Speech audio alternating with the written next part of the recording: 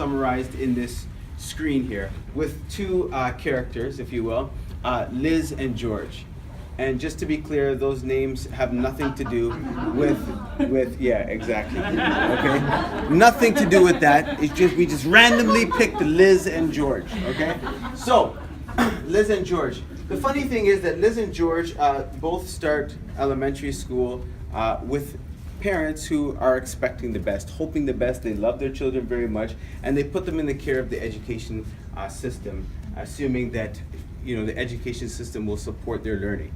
And what happens along the journey is something very different for Liz and George. So let's talk about Liz first of all. Liz starts elementary school, and when she starts and in kindergarten and grade 1, her teachers see her as somebody who's very competent. She seems to be moving well with the curriculum expectations, and so she remains in the regular class throughout her elementary experience.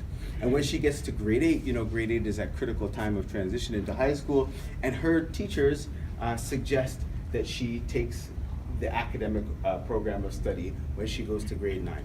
And so she's promoted to grade 9, and she does end up in the academic program of study. This under grade 9 and 10 here, this is highlighted in green because the data that we're sharing with you through this image is all centered around what happens in academic, applied, and essentials or locally developed programs of study.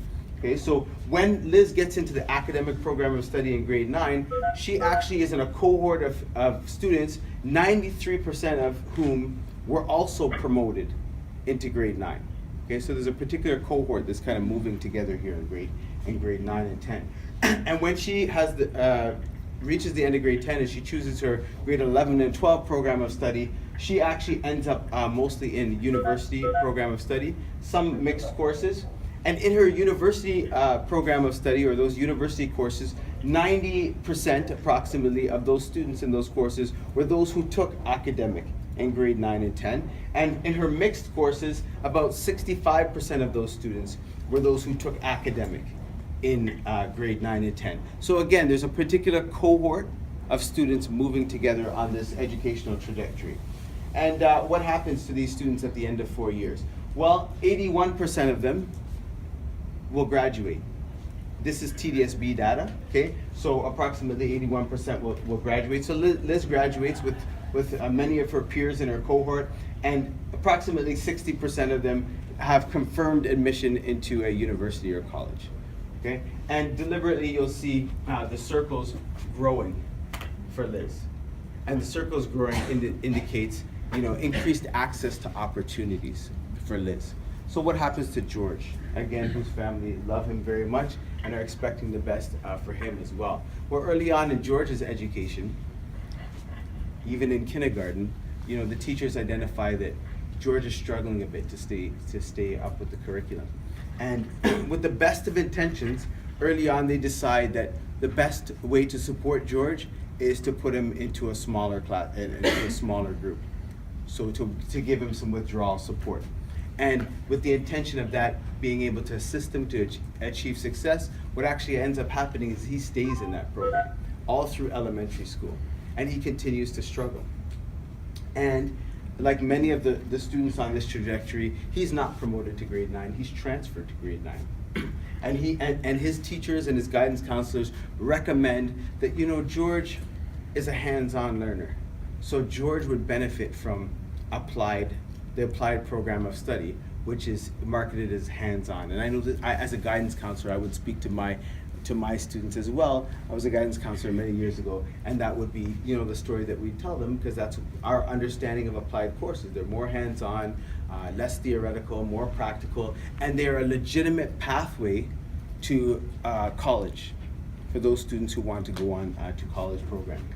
So George enters, and in this applied program of study, actually 53 or approximately 54% of those students are those who are transferred as opposed to promoted. So again, a particular cohort moving together. When he goes to grade 11 and 12, he ends up mostly in the college program of study, where 52% of those students are those who took applied. And then what happens at the end of the 4 years? Well, according to our TDSB data in the Structured Pathways Report, approximately 60% of these students do not graduate.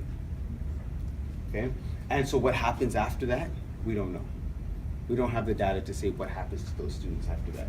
You can imagine that for the essentials or locally developed courses, the data is even more startling, where 90% of the students in the essentials program of study were those who are transferred.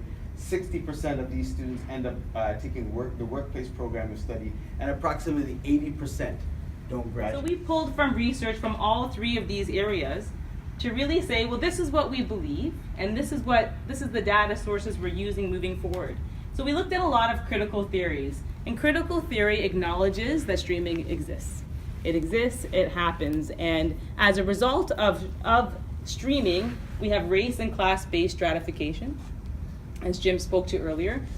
Disadvantage is created for specific populations, and again, those populations were articulated earlier. Critical theories also ask us to do something. So anyone who's done any reading around critical theories know that it doesn't say, let's just read about it and become knowledgeable. It says, identify what the issues are, what are the inequitable practices hurting people, and do something about it. So we looked at that, and we used that to challenge ourselves as a team of educators, saying, what can we do with this data that's scaring us, that's keeping us up at night, because we know kids are being disadvantaged. We also looked at the discourse on inclusion, and there's lots of discourse on inclusion, as I'm sure you know. What we pulled from inclusion was a lot of research that suggested that young people, every child should have rigorous curricula. Every child should have it, and in non-segregated settings. There's a lot of research that supports that. So we took that. We also looked at the research that was making a lot of suggestions that special education segregated programs have become permanent destinations. So instead of getting in this program, getting the skills needed to sort of go back into the regular classroom and have the same opportunities, it became a destination for many children. Once you were there, you were there. Special education and lower streams, and when we say lower streams, we mean applied. They lead to limited opportunities, and that segregation leads to further marginalization. I was going to say essentials too, you said. Oh, sorry, and essentials as well. Yeah. And then the third sort of body of discourse we looked at was cognitive neurosciences. We did a lot of thinking about, what is the impact of a teacher mindset on a certain population of children, and what's the impact of a student's mindset on themselves? How does that interfere with the actual learning taking place? And when we have programming such as applied, what do teachers think of students who are in that program before they even open their mouth to teach them? Right? And I'm sure everyone here knows, and you've spoken to teachers, and you might have a sense of some of the conversations that teachers have, and they'll say, many teachers say, well, that's for the not as smart kids. They're not as smart, so they're in applied. If they're smarter, they're in academic. And it's pretty matter of fact to many teachers. We also talked a lot about cognitive pathways. So we did a lot of discussion around the brain and the brain's ability to take information, create neurological pathways, to grow your brain, that everyone can grow your brain, not just kids in certain spaces. And then we had a very critical conversation about what are the conditions for learning. We could talk a lot about the conditions for learning, but the two main areas that we focused on was every child needs to have curriculum where we're asking them to use critical thinking, higher order thinking. And that doesn't always happen in specific spaces. So we found the likelihood of critical thinking happening in an applied course wasn't the same as in an academic course. We also said if students feel like they don't belong in the classroom, if for any reason they feel threatened, the brain, and those of you who have studied the brain knows your brain will shut down. So we've got this little thing called the amygdala in our brain. It's like the protector, the watchdog of your brain. As soon as it feels threatened, it says, okay, I'm shutting down all cognitive processes. So students can't build the neurological pathways. And when I say threatened, it doesn't mean just physical threat. If a student feels like I don't really belong in this classroom, or that teacher doesn't really like me, or I'm kind of stupid because, maybe I'm black and I'm male and I'm not really good at math and people have told me that, then their amygdala will shut down their brain. So when we talked about the conditions of learning, we really looked at it from an equitable standpoint. We looked at culturally relevant and responsive pedagogy as a framework. And then this is just some of the research. We did a lot of reading. The people that were part of our inquiry did a lot of reading. Everyone had books and homework and articles because we were trying as a group to really think about this thing streaming and really think about, well, what could we do given the structures already in place in education. The other piece that we looked at was who should be involved in this work. So as you heard already, we had grade 8 teachers with the grade 9 teachers, so of the middle school and then the high schools that they transitioned into. We also had guidance, we had student success teachers, administrators, superintendents, transition committees, we had community partners, and we had students, all part of the group. And together, we planned. So it wasn't just one group of people planning for everyone else. Together, we planned. And together, we engaged in learning together. And together, we went through a collaborative inquiry. And then, I thought we were going to skip it, but we didn't. So then, I'm just going to walk through. We had 3 sessions, and we're scheduled to do more sessions this year. But what we did with the first session is that was sort of our focus. So if we think about the process of inquiry, the first thing we need to do is think about a focus. So we had people had their own questions, their own understandings, and their own thoughts about streaming, and does it even really happen, right? So we had to have those very real conversations because we're all part of a system that we've been a part of for a long time. And a lot of people buy into different things, and we haven't thought about different things. So that was a real platform for us to really think about things. And then the next session was when we had an opportunity to say, okay, what are we going to do about it? How are we going to do things different to support young people in the schools? And there was many different manifestations of that.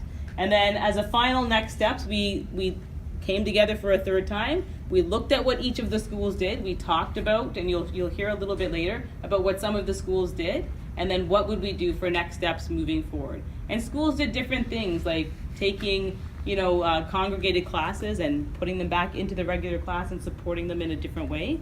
So I know in my particular school, we looked at not having any students take applied. And there was a lot of, what should I say, a lot of pushback initially from the teachers who thought, well, how can we do that? Because we had bought into a different system. But as we moved together as a school through our own PD, that was something that my school said, well, if this is not good for kids, then let's not put them in it. What do we have to do in grades 7 and 8 to facilitate that? Do you have a question? I'm a student at CW Jeffries and I'm in grade 10. And I'd like to start off by saying that I'm not a student that gets high grades. I wasn't on the honor roll, like never. Until I got to high school. And when I was in grade 8, during the course selection, I was told previously by tons of my peers who are in high school that academic courses are hard. And I sat there that day and I was like, let me just go apply, take the easier way out. And on the first day of grade 9, I got my timetable, and I didn't really understand the codes on the paper. So when I arrived to my classes, my teachers were explaining to me in English and geography that this is an academic course. So I sat there and I was like, academic? I never chose this. Surprise. They were explaining to me that we were forced into it. And I was like, okay, let me just go with this. Let me not complain. Anyways, I managed to get, at the end of the class, an 84% in English and an 80 in geography. And to be honest, I was actually very astonished because I was like, I was just surprised at myself because moving from a student that never got high grades to looking at an 80 and above on your report card, you're just like, wow, you can do this. So I later on went and I was telling all my teachers about my good success, and I went to my math teacher and he told me, well, that's good. Since you're in an applied math class, why don't you take the transfer course throughout the summer to go to academic? And I was like, okay, walked off, and I went to home, and I told my mom, and my mom was like, do it. And I was like, okay. Anyways, I applied, and I went. And I sat in the course, and I was like, wow, I do not know nothing in this. The teacher was talking, and I was like, wow, I never learned any of this in applied. And she told me at the end of the course, you guys have a choice on whether you guys want to go back to applied or, move on forward to academic. And I sat there and I said, you know what? I already said I'm going to take an academic course. Let me do it. And math is not my thing. I'm horrible at math. But I still managed to pass the class with 62%. And I was very proud of myself, even though it was low. But it's just a thought that counts. I went into the course not knowing anything, and I still managed to pass with a 62. That means that like anybody can do it. And you know, I really didn't like the fact that people often tell you, take the easy way out, it's faster, but they don't explain to you the barriers that you're gonna face when you take the easy way out. And it's like, it hurts the other kids. Like, when you're telling them, I see a lot of my friends, they're in applied classes, and I'm like, no, go to academic, go to academic. And they're like telling me, no, it's easy, no, I don't wanna take it. And they tell me all the time, like, academic's too hard, I'm not at the level for it. And I always tell them, I wasn't there, but you know, look at me now. So I always try to encourage my friends to do it, because at the end of the day, you never realize how easy something is until you just give it a try. And that's like something that a lot of kids fail to understand. And I think that, you know, as teachers and parents, you know, you guys play a big role in students' lives, because when you hear it from your friends, sometimes you don't really listen to them because you're like, oh, you guys don't have any experience either. But when you hear it from like an adult's point of view, you like sit there and you think and you're like, wow, maybe I should. Because like at first I was thinking about going to college, but like now that I'm like taking academic courses, like all my courses are academic, and I'm doing amazing in them. Like I have high grades, I'm on the honor roll, and I'm like, very proud of myself, you know. So I really think that like many other students, just like me, can like benefit from this too, because it's an amazing thing that's going on, and I'm very proud of myself.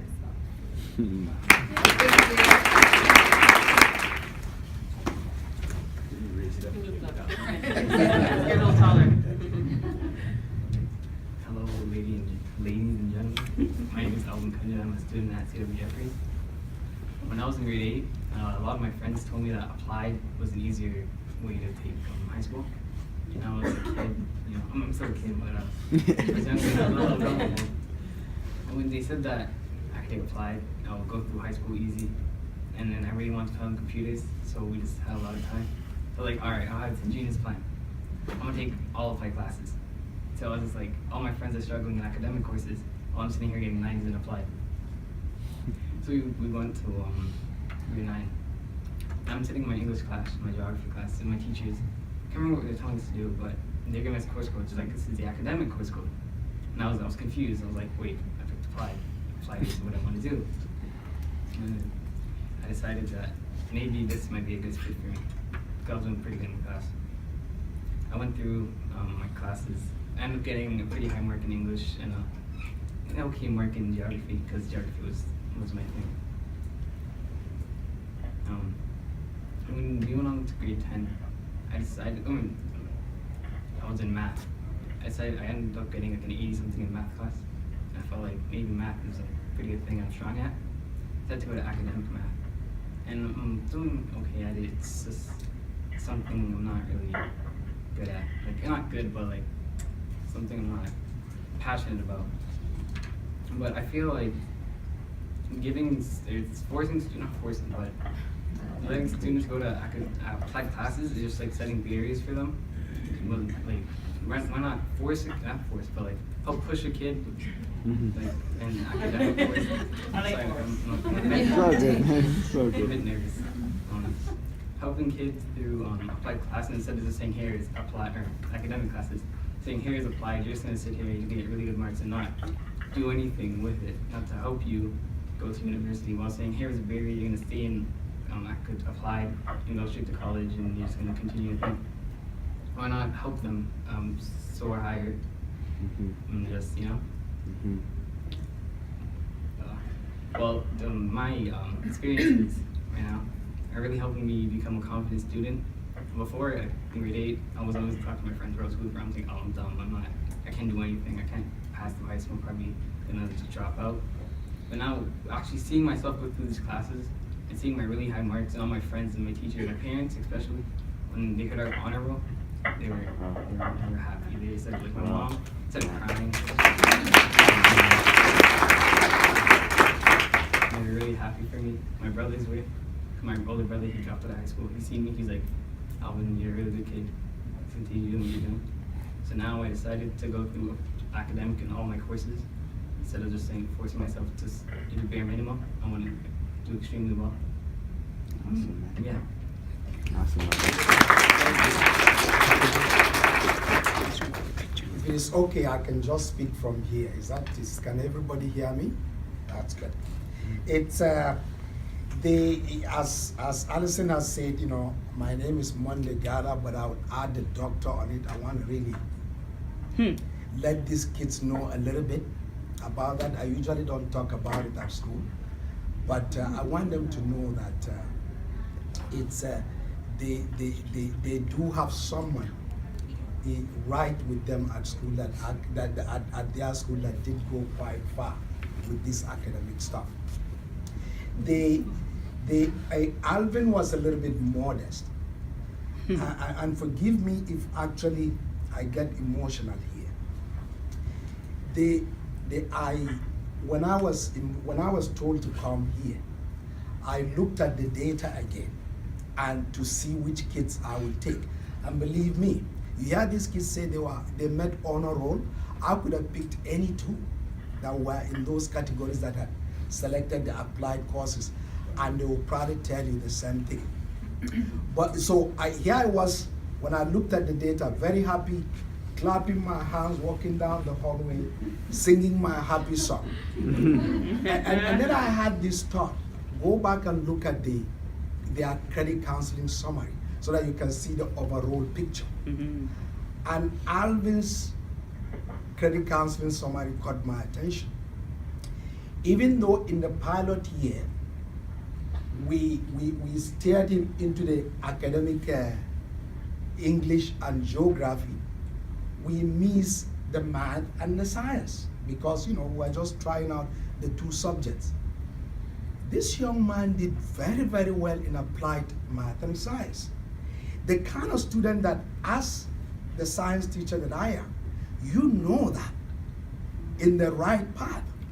This kid is heading into a science engineering type, area of study in university, not college. Now, Alvin can choose to go to college, but at that point, it should be his choice. Yes. Not because he selected these courses in grade 8 because someone told him. That's right. That's right. And he told himself. Yeah. You heard him say it. I'm not saying it. He told himself that he's dumb. So anyway, let me not get distracted. Let me get over to my on what I had here. Over the years, actually, we had informally would move students from the applied to the academic stream when we find out that they are not placed. But with those kinds of informal stuff, you can't catch everybody. Now, each time when I did ask students, why did you take applied? The kids have told me today, it's always, it was easy. It's very rare that you will get a kid that actually has thought it out and they are going to go to college. But most of the time, it's because it's easy. For us then, when the equity department approached us about doing it, was very, very easy for us to jump at the opportunity to offer inclusive classes. It was further made easier by the fact that the sifting, sorting, and selecting group had PD'd our teacher, a core group, a small group of teachers that had bought into the idea, had the tools necessary to help all kids learn. So we had that. In addition to that, our admin team had been part of ministry. You guys do good stuff. Ministry sponsored Student Success School Support Initiative, the SSSSI. We had been part of that. And because of that, we had honed our skills as instructional leaders. So again, that made it easy for us to do this stuff. When we went to the parents, the kids didn't know, but we went to their parents. The parents said, check mark, do that. In fact, our trustee happened to be at the meeting where we talked about this with parents, and the trustee jumped on it. I don't know if it was her effect, but we got a standing ovation from our parents when we told them we were going to do this. And so that's another layer of support that we had. But perhaps even more importantly, we had support from our own superintendent, Jackie, thank you very much, and our equity and student success departments under the leadership of Spyropolos, Usi, Salmon, and at that point, Gerhard Hill. It said, what exactly did we do? In last year, we piloted running academic classes in English and geography. Students who had selected, they told you, applied, got a timetable that had academic in it. Thank goodness they didn't create a problem for us. And as typified by these young students, the results were amazing. You've had my boss over there tell you, I'm just going to use the average number. 85% of these kids did achieve success at the academic level courses, which levels of achievements better than the historic view. But there is one point that no speaker has made tonight that I would like to make, this evening rather, and that is the fact that we check the achievement of the kids that are the academic kids. There was no impact. One argument that sometimes can be made against what we are doing is that mixing the applied kids with the academic kids would lead to lower achievement for the academic kids. The research is saying totally the opposite. What we saw was totally was the same thing. There was no impact. In fact, if I cared to crunch the numbers, I might have come up with maybe a 0.5 better achievement for the academic kids than their historic achievement. But I didn't bother doing that. There was no point for that. This year we therefore decided to take jumping except math, and we're working on that. We're gonna get there with math. So all our grade 9 courses except math are the streaming. Our grade 10 English and history, all at the academic level.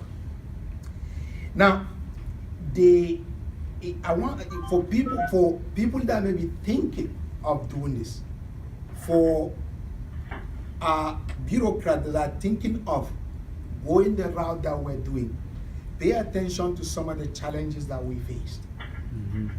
One was actually a very simple one. In the first semester of the pilot program, we realized that classes of 30 students was a little bit too much for teachers.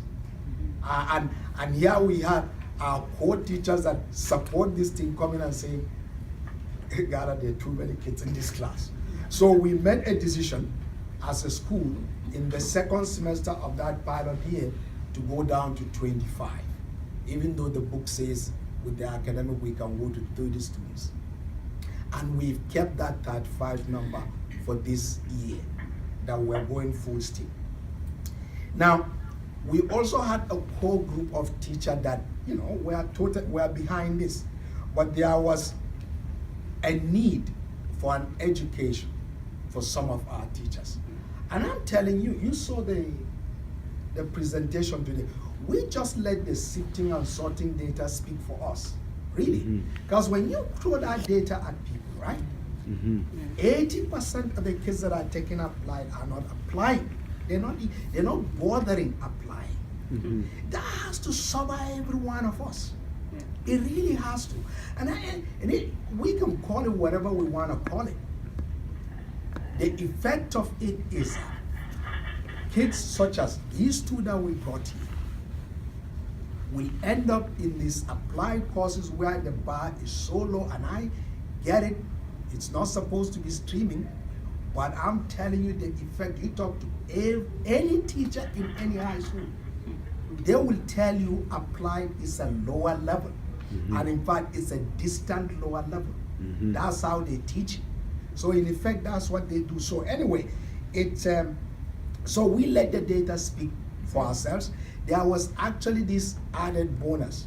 When you tell teachers that classroom management is going to be easier in an inclusive class, they jump at it. the teachers that were teaching our inclusive classes told them, you see that kid that is giving so much trouble in that in the applied class that we were still running? I don't see any of that in my class with that kid. Mm-hmm. Talk about raising the bar for kids, right? And the kids actually getting up there. So that was one of the issues we had to deal with staff. But by far, our biggest challenge was from the union.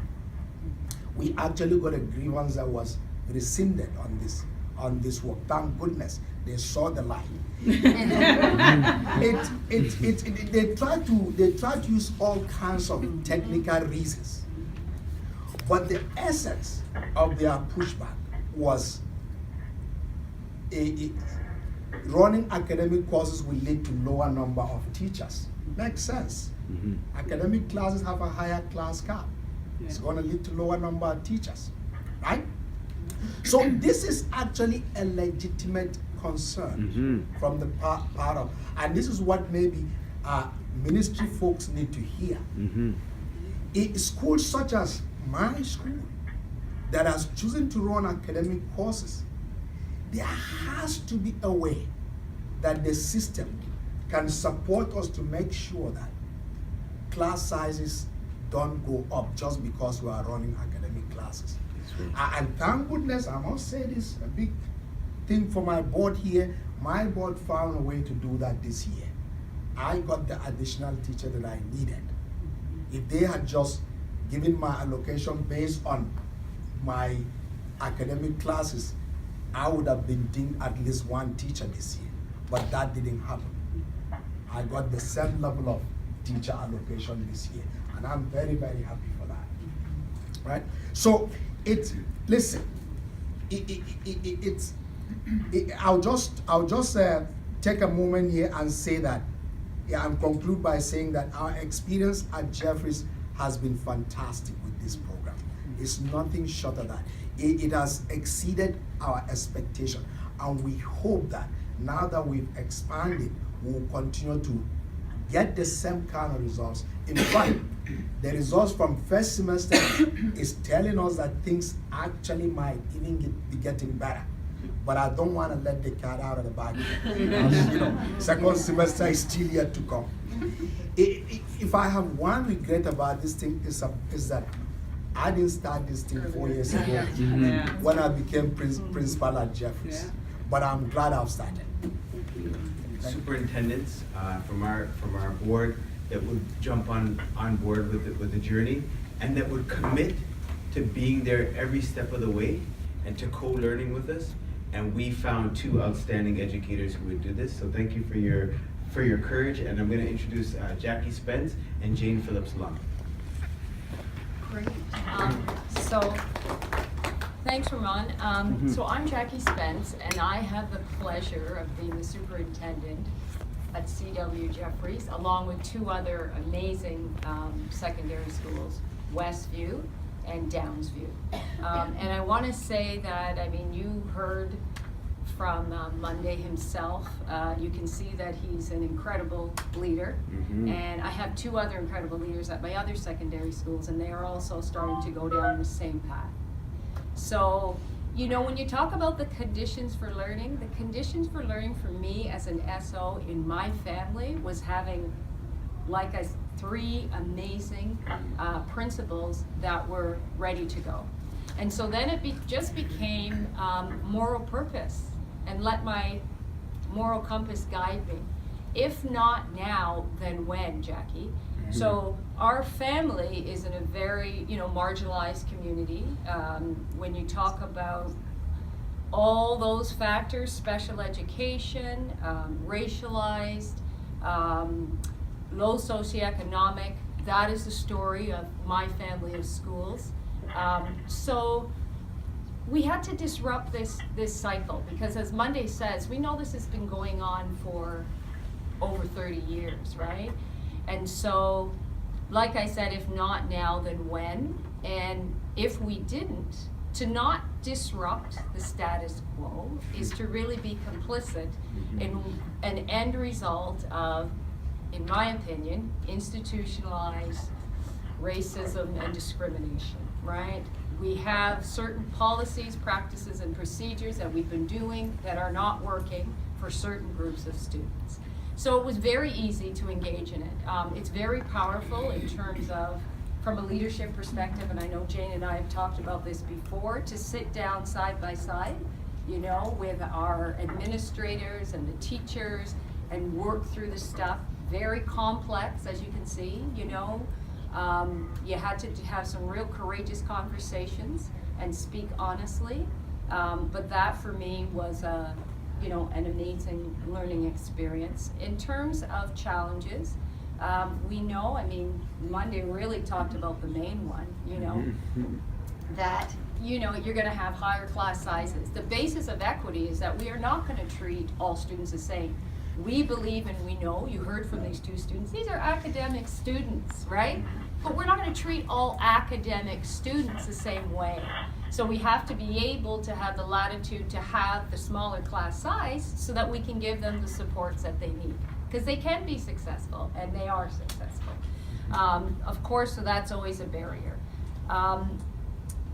You know, and sometimes, and I think Monday mentioned this also, there's almost a disincentive, right, for leaders in secondary schools to take this on. When you look at all these structural things that they really have to work out, along with the deep learning that has to happen. It's just like, you know what, forget it. Just let me do the applied and some academic and then I'm good to go. So that, I think, you know, is for the ministry, I think, information that we can really talk about, because I know they have an equity strategy. This to me is probably the thing that will put us on the right side of history in the long run, is to really go at this deeply and intentionally. So it's been an awesome experience. And thank you, Jackie. So just want to echo what Jackie was saying in terms of principal leadership in schools. I think that's the key in terms of the change makers in our buildings. I've asked other principals to take it on, and you know, they're thinking about it, but they're not quite sure, and they know it's going to be a ton of work and all sorts of challenges that go along with that. But when I asked the principal at Runnymede Collegiate, Mr. Paul Edwards, he was a colleague of Monday's and the rest of the group here, to take the challenge on, his answer was, yes, boss. And he always says that to me, yes, boss. I don't know why, but he does. But how the conversation kind of started for us was at Runnymede Collegiate, it's 11th on the Learning Opportunities Index. It does have some socioeconomic challenges. It's in Jane and Dundas. It does have a feeder pool of marginalized students. And when I looked at their Masters of Science and Technology program, this is an elite program for engineering, robotics, science and technology. Most of the students who graduate from this entrance program, it's an entrance exam that you have to have a certain percentage to get in. It's quite an elite program. Most of the students go on to university in engineering and medical sciences and robotics. And so when I sat down with those students from that program, clearly all taking the academic and enriched programs, I asked them, well, what are some of the things you love about the master's program? And they talked about hands-on learning. So what do you mean by that? Well, we build robots and we program robots, and we get to go to Queen's University for a week, and we get to work in the engineering department. We have guest lecturers who come in and talk to us about what the authentic tasks would be in the real world. And I thought, wow, that's awesome. I'm so glad that you're doing well. But knowing that they would do well anywhere, we're glad they're having the opportunity at Runnymede and they're enjoying themselves. But if you had plunked this cohort of students in any other composite secondary school, they're going to do well. We have a vast variety of programs in the TDSB, and they're going to do well. And so I said to Paul, I said to the principal, I said, so what are we doing with everyone else? It's kind of pregnant pause. What are you doing with everyone else? What are we doing with the kids that are transferred students? What are we doing for the other students in the ACL, the curriculum leader of the master's program? I said, Marty, I said, are you telling me all kids can't program robots? Well, I don't know. Well, of course they can. So what are we doing for them? So what we decided to look at was creating a program that that Runnymede called Stellar. And it was science, technology, literacy, and logic at Runnymede Collegiate. And the goal of that program was really to increase student engagement. It was meant for those students transferring into grade 9. I mean transferring. They didn't have either they're special education students or they didn't have the credit accumulation and or the marks that it would be a full promotion, so they were transferred students. And these were students most likely to take applied level courses. Students who were disengaged, felt very less capable perhaps than some of the other students in the academic programs. And those who may not have been engaged in that setting. So what we did at Runnymede was we took a full year program into a semestered school, which is a really different way of a structure. And that takes some out of the box thinking to be able to structure a school with a full year program in a semestered setting. So we took, we had 21 actually in our first cohort in grade 9, and that was in 2014, September. And the students spend their mornings together, and they have two really dynamite, energetic teachers, and that's another challenge I'll talk about is surplus and transfer and bumping, but we'll talk about that. Because one of them ended up getting bumped at the end of the year, but we got her back. But it's the integration of 4 subject areas. So the students work on English, math, science, and computer technology for the morning, all together in one class for the entire morning with 2 teachers. And that's the other piece about this. It's just not about applied and academic, it's about the integration of subject matter. These kids, it doesn't matter what level they're taking, they're moving from various classes to classes every 75 minutes, and there's absolutely no big picture in terms of their learning, in terms of the relation to the other classes they're taking, and the work that teachers are doing to give them one general problem, and it may flow through 4 or 5 classes that they're taking at the time. So that was a big, huge piece of it. And in the afternoon, they had Rotary for 2 classes in semester 1 and 2 classes in semester 2, so they get their full cohort of classes for that year. And the whole motion was really engaging these students in inquiry-based learning. And it was all hands-on learning, just like it was in the Elite Masters program, and they were programming robots and doing exactly the same work. And I think students were given enough open-ended opportunities in terms of seeing where they can go. I think for the conditions for learning, these students were, they were loved. Mm-hmm. They were told they were amazing. They were told that they were believed, we believe in you. The growth mindset was a huge part of their learning. We focused a lot on learning skills on the ministry report card, so that students knew that they had skills, they knew what they needed to do as their own learners to achieve. All those pieces that, we often grade and mark students on the learning skills, but they haven't got a clue what to do about them, and nor do they know how they contributed to that success. So that's a huge part in my family and schools in general, and what happened at Humbercrest in my elementary school. But I think the piece that was really significant at the end of that first year, out of the 19 students in the program at the beginning, 5 of them were able to obtain science and English credits in the academic level when they were really thinking that they were going into apply. We didn't say you're going into academic, we just brought them into a class and we just started teaching them, and at the end we brought them to where they could through differentiated instruction and open-ended inquiry-based learning. And the teacher said these 6 students have earned academic credits. And there was 1 or 2 students who transfer credits. And there were more students who could have done that, but they chose not to. They wanted to stay in the program because we moved it into grade 10 and we're moving into grade 11 for next year, a 3rd year. And they said, well, why don't you want to take the academic? I don't want to leave this group. Because they move as a class. And they move as a class. And they get Ms. Fernandez and Mr. Davidson. And they don't want to leave that. So you talk about the community that's built within the class, and the fact that it doesn't matter what credits I get at the end, I just don't want to leave this group because they believe in me, and my students support me, my colleagues and my peers support me, and that's a huge piece too. And that's their choice, and they can do that. But the thing is too is that teachers are working really, really hard to get them to believe in themselves so they can earn those academic credits. Next year at Runnymede, we're working towards de-streaming the grade 9 and offering just the academic English, as Monday has talked about at Jeffries. And that will be the only option next year for grade 9. And we will work through the rest of the piece. But I think that stellar program has been really awesome in terms of really building that community and those students who have, we have some actually video, I brought video of students speaking, and one student said, my mom made me go into this program. And to love moms, right? We all have our ways with our kids, right? She said, I want to thank her because if it wasn't for her telling me to go in this program, I would have dropped out by now. And right now I have 95%. So those are the miracles you can do with kids when you believe in them and give them opportunities and break the structures and molds that hamper creativity and hamper the success of students, quite frankly. Thank you. just want to tell you one of the things that often goes through our minds at our place. And we think of the outgoing chancellor of New York City Schools a number of years back, and the New York Times asked Joel Klein on his way out what he would have done differently. And he said, you know, I really wish that I had been bolder on behalf of the students, families, and communities that needed us most. So one of the things that drives us each and every day is being bold, doing something different, trying things that have never been tried.